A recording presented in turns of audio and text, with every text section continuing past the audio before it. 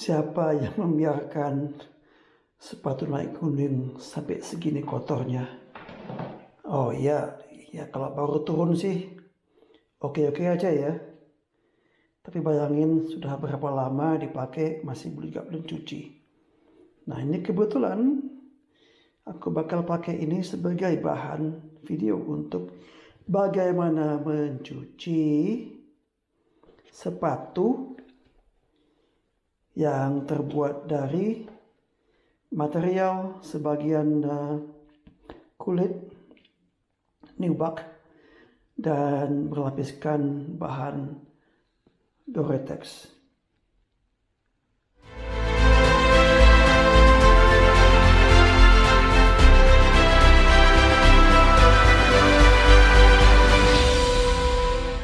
Nah, kali ini percaya nggak kalau aku bisa aja taruh ini di dalam mesin cuci. Tapi kayaknya lebih afdol, lebih enak kita cuci sendiri. Ya, jadi kali ini aku bakal memakai ember dengan sikat kecil. Ya, kita isi dengan air ini dengan air yang hangat-hangat kuku ya. Jadi nggak panas. Nah sebelumnya kita buka tali sepatunya. Bagi kalian-kalian yang punya katakanlah yang bantu-bantu di rumah,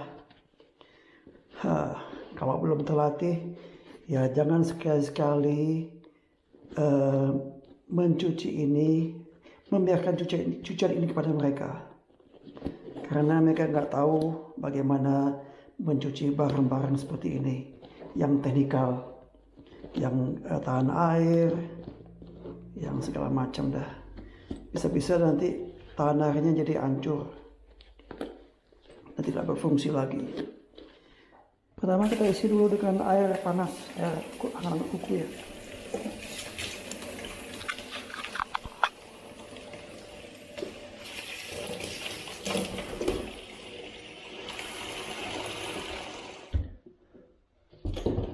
Nah, bagi kalian-kalian yang merasa sepatunya kurang begitu kotor, sebenarnya gampang. Tinggal dicuci aja, disikat seperti ini. Dan dikeringkan. Tapi karena ini udah terlalu kotor, kita pakai aja deterjen ya. Deterjen ini sebenarnya hanya untuk mencuci barang-barang teknikal, yaitu yang mengandung bahan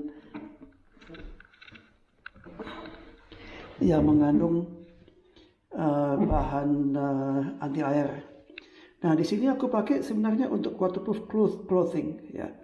Nah, sedangkan waterproof clothing itu sama dengan bahan yang Gore-Tex, dan ini juga bahannya juga Gore-Tex. Walaupun ini sepatu, tapi aku anggap aja sekarang bahannya sama, cuman labelnya beda. Labelnya karena untuk sepatu, untuk bahan sepatu sintetis ya. Tapi sebenarnya bahan deterjen dalam itu sama aja. Jadi aku pakai ini daripada beli lagi deterjen khusus untuk sepatu. Jadi mahal. Jadi satu botol bisa untuk jaket waterproof dan bisa sepatu untuk waterproof. Nah, karena aku nggak masukin air banyak, aku cukup itu aja, satu ini aja ya, satu cap full.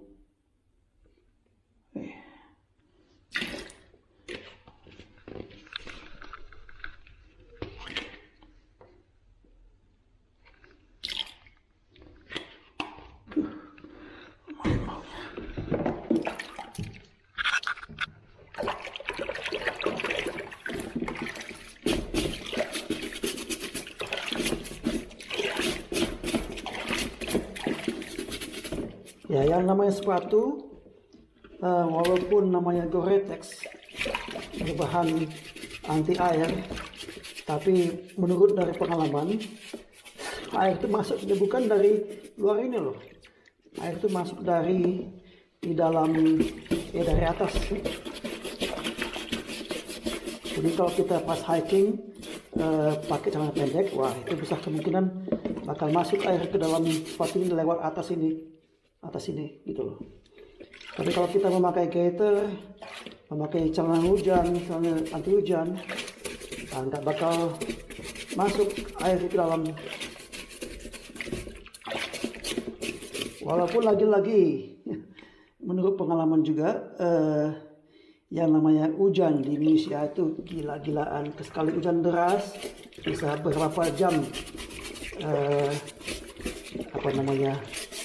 baru redanya. Dan sampai saat ini, selama ini sepatu dari sintetik, walaupun gratis itu Retex, walaupun dari itu bagaimanapun cepat atau lambat itu bakal masuk air ke dalamnya. Kecuali sepatu terbuat dari sepatu yang untuk ski, yang terbuat dari semacam plastik, strong plastik, nah itu baru. Nah ini yang menyebabkan barang Gore-Tex tembus air, ya tidak lain karena minyak-minyak dari kulit kita, kotoran-kotoran dan segala macam yang sering kita pakai di kaos kaki ataupun yang masuk ke dalam sepatunya sehingga melemahkan bahan Gore-Tex tadi. Maksudnya melemahkan di sini membuat air mudah masuk ya. Jadi dengan membersihkan seperti ini, kita membersihkan sepatu dari segala macam noda yang menodai Gore-Tex tersebut sehingga tidak tanah lagi. Ini kita bakal memperbarui sistemnya. Kita bersihkan segala macam minyak, segala macam minyak dari apapun itu ya, dari kulit kita, dari bahan-bahan sunscreen atau segala macam, sehingga bahan Gore-Tex tadi kembali murni. Nah, ketika kita mengapply bahan anti air nanti lagi, membuat ini lebih berguna, lebih tahan air daripada ya sama seperti baru dah. Tapi ya itu belum tentu kita bisa membersihkannya sebersih mungkin seperti baru gitu. Pasti ada aja noda-noda yang tidak terbersihkan. Setelah kita rasa cukup bersih, karena ini embernya kecil, kita cuci yang satunya lagi sebelah kiri. Nanti mungkin setelah kering kalian harus bertanya, loh kok nggak bersih sepatunya? Ya itu tadi, ada kotoran noda yang bisa dibersihkan sebersih mungkin kembali ke semula. Ada yang tidak bisa dibersihkan seperti bersih karena sudah terlalu kotor atau karena nodanya itu memang melengket.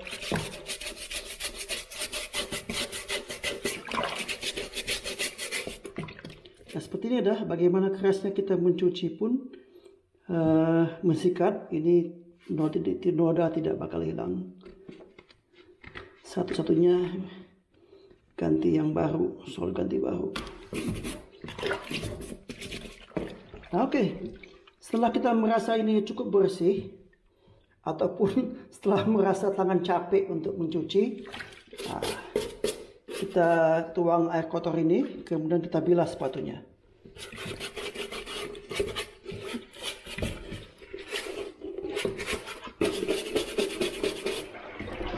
Tuh, bukan main hitamnya.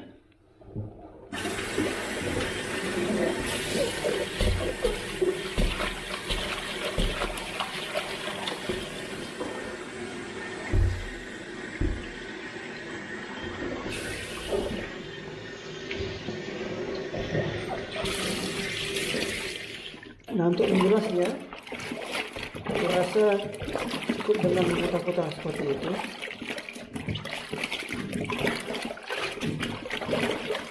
Dan setelah kita rasa sabunnya udah ada di dalam, kita tinggal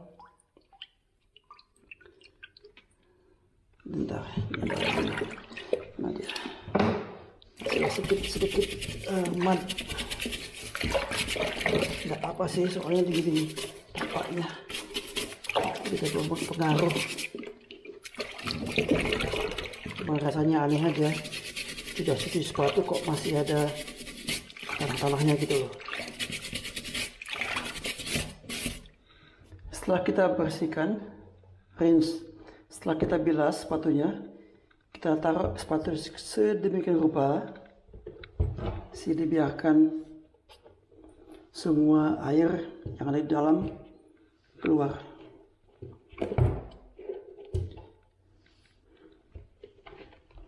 Salah tadi ya. Nah, jadi dari ujung depan turun ke bawah, ngalir ke bawah. Kita keringkan. Biasanya sih di tempat panas tapi teduh ya. Kalau di bawah matahari aku nggak begitu, kurang suka karena bisa buat umur lebih pendek. Aku nggak suka matahari, itu kan bakal membuat hal-hal itu tidak tahan lama. Itu aja. Oke, kita tunggu aja nanti setelah kering, kita lihat hasilnya sebelum kita mengaplikasikan bahan anti air. Nah, ini sepatunya setelah tadi dicuci, nampak, dan dijemur setengah kering ya, dan nampak lebih bersih dari sebelumnya. Ya, kadang-kadang noda-noda hutan, noda-noda arang dari api unggun itu nggak bisa sepenuhnya terbersihkannya. Kenapa ini aku setengah kering? Karena aku mau mengaplikasikan bahan anti air ke dalam, bukan ke dalam, di luar ini. Ya, walaupun ini bahan Gore-Tex, tapi kita untuk lebih waterproof ya, lebih tahan air. Jadi aku akan menambah aplikasi tersebut keluarnya ini. Ini aku menggunakan lagi-lagi Nikwax, karena yang ada di lokal ini ada dua, Nikwax dan Granja, itu mereknya. Tapi bagi kalian-kalian yang bisa menemukan merek lain, ya nggak ada masalah. Yang penting untuk spray on, waterproofing bahan material seperti ini, bukan kulit loh. Jadi kalau kulit ini ada lagi aplikasi yang lain. Nah, untuk bahan material seperti ini lebih bagus disemprot dengan aplikasi waterproofing seperti ini. Jadi ini tidak mempengaruhi pernapasan dari dalam loh. Jadi keringat kita masih bisa keluar dari material ini. Oke, caranya terlebih dahulu kita alaskan tempat ini. Nah, setelah aku tempatkan ini di tempat yang terlindung ya, jadi aplikasi spray nanti nggak nyimpat kemana-mana. Nah, ini caranya.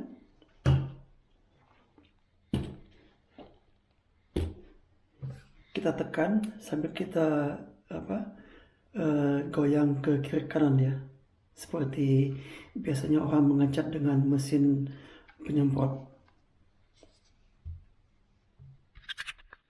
Nah, jangan lupa untuk membuka tutupnya itu jadi spray on. Nampak nggak sih di kamera ini? Ya, ada on, ada off sampingnya. Oke, kita mulai aja.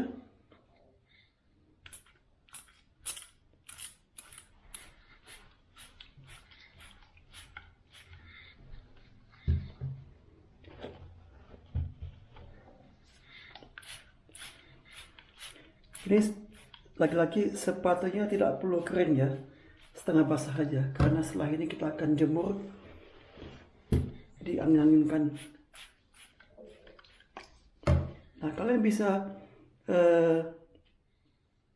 menyemprot agak lebih, karena nantinya tuh setelah apa-apa yang tersisa di sini kita bisa lap lagi eksesnya. Satu lagi. Lebih bagus spray yang ringan ya daripada spray yang banyak sekali waktu. Karena kalau spraynya dikit gini lebih meresap dia. Jadi nggak banyak netes nantinya, kelebihan. Nah, udah seperti itu. Kemudian ini kita tinggal angin-anginkan aja di tempat yang hangat. Nah, seperti ini nih, walaupun ini di soalnya ya, kita lap aja. Nah, kalau ada yang tadi seperti itu di area sini, kita tinggal bisa lap. Ini dia penampakan sepatunya setelah bersih, kering, dan dipakein tali sepatu lagi. Keren kan?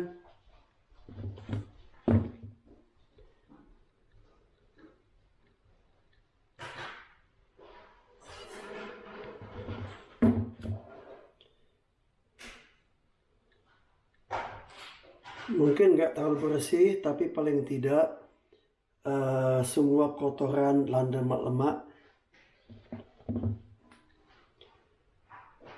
yang ada di dalamnya itu udah hilang. Jadi bakal memaksimalkan daya sepatu ini.